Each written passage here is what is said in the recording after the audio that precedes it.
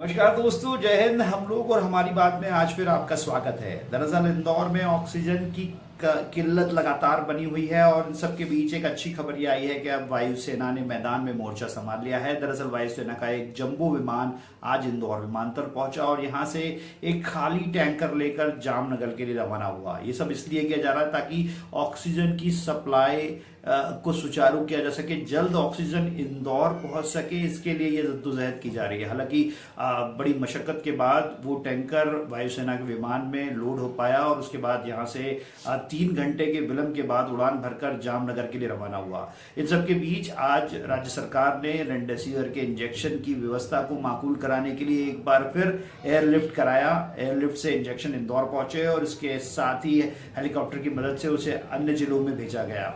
इन सब के बीच एक और गंभीर खबर, वो खबर स्ट्रेन को लेकर मौजूदा दौर में जो स्ट्रेन का नया स्वरूप की बात लगातार सामने आ रही है, बेहद चिंताजनक है। क्योंकि अब कहा जा रहा है कि ये स्ट्रेन का तीसरा वेरिएंट है, यानी तीसरा म्यूटेंट है, जिसको लेकर अब तक चिकित्सीय तौर पे तो ये बात साफ नहीं हो पाई, लेकिन जिस तरह से ये स्ट्रेन फैल रहा है उसको लेकर कई तरह की संभावनाएं सामने आ रही है। इन सब के बीच सबसे अच्छी और अहम खबर, मध्य प्रदेश सरकार ने एक रिसर्च कराई, वैक्सीनेशन को लेकर ये रिसर्च कराई, जिसमें नतीजे सामने आए हैं कि पहला डोज लगने के बाद 88% लोगों में एंटीबॉडी निर्मित हुई है। वहीं दूसरे डोज के बाद ये एंटीबॉडी का लेवल 96% तक चला गया है। यानी वैक्सीनेशन बेहद कारगर है और इसका ज्यादा से ज्यादा लोगों को इस्तेमाल करना सुनिश्चित करना ही एकमात्र उपाय है।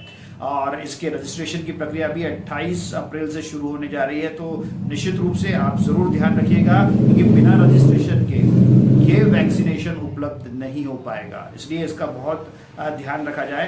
दूसरा, अस्पतालों में लगातार बिस्तरों की किल्लत बनी हुई है। इन सबसे निजात पाने के लिए लॉकडाउन को, यह कह सकते हैं जनता कर्फ्यू को प्रभावशाली बनाने की कोशिश की जा रही है। तो सहयोग प्रदान करें, क्योंकि जिस तरह के हालात बने हैं उसमें कोरोना की चेन को तोड़ना बेहद जरूरी है और वो सिर्फ आपकी और हमारी सतर्कता से ही हो सकता है।